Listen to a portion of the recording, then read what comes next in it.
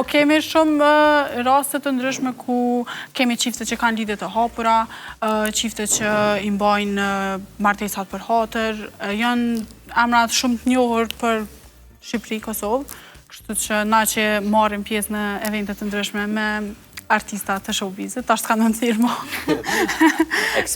Kryta.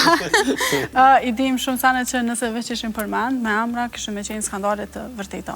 Po që t'i shkon Kimi, për shembull, Kimi e kishte bërë, po këto nuk e bojnë. Arrin të monetizohet, ndërkohë që nëse monetizojmë këto nuk e bojnë, nuk e bojnë. Shikoj, shumica e gjërave dihen në publik, edhe të këtyre rasteve për të cilat po, veç që nuk fliten në televizion. Nuk fliten dot në media. Ndryshe është kur fliten në televizion edhe marrin vesh. Se gjërave i di, domethënë qoftë edhe për martesat e hapura, apo për lidhjet e hapura, apo për tradhtirat që ndodhin, dihen se më kë i bëjnë me njerëzit që janë në këtë qytet. Kështu që nuk është se Ama është pak zhgënjyse, se me një farë forme po promovohen antivlerat, po promovohen gjërat e këqija, por edhe ato po ndiqen. Është zhgënjyse, po flas për vete, për një person që ndoshta qatë artiste e ka ndëgju kështu shumë, e ka respektu shumë, edhe kur ja ka marrë vesh kështu jetën personale, unë besëm që nuk e ndëgju. Cile artist ka zhgënjë, njësa? Po, je normal. Se në atoj një këngë. Me vo me tregohën e mu. Qiko, kjo antivlera, mendoj që si një shoqëri që shesim shumë moral, të dy anët e kufirit e kemi të përbashkët, shesim shumë moral, unë mendoj që në momentin që ne do stoponim së shituri moral, qoftë në televizion, po edhe në jetën publike, ndoshta do ta kishim shumë më të lehtë për të pranuar shumë gjëra që njerëzit i bëjnë në jetën e tyre private, edhe njerëzit do kishin jetuar shumë herë më të lumtur, si në Kosovë edhe në Shqipëri.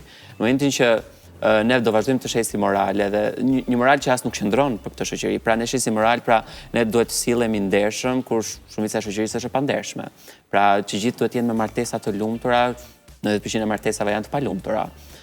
Duhet rrisim fëmijë të shëndetshëm, më thënë sa fëmijë kemi të shëndetshëm në këtë shoqëri. Pra, në momentin që ne do fillim të flasim për këto probleme, qofshin personazhe të njohur apo edhe të panjohur, por me ndikim në jetën publike, këtu hyn pastaj edhe te përdorimi i famës për të folur për gjëra që kanë realisht vlerë, unë mendoj që do ta bënim të shoqëri shumë herë më të mirë për të folur për probleme që realisht nuk shkojnë. Pra që t'u themi çifteve që në momentin që ti nuk shkon me bashortin apo bashorten ndau, se është shumë herë më e shëndetshme se të rish në një familje ku fëmia rritet me duke dëgjuar babin që bërtet, mamin që bërtet, dhe secili ka nga një partner paralel. Domethënë, është më e shëndetshme divorci, që vazhdon të qëndrojë akoma tabu për disa qytete në Kosovë apo në Shqipëri.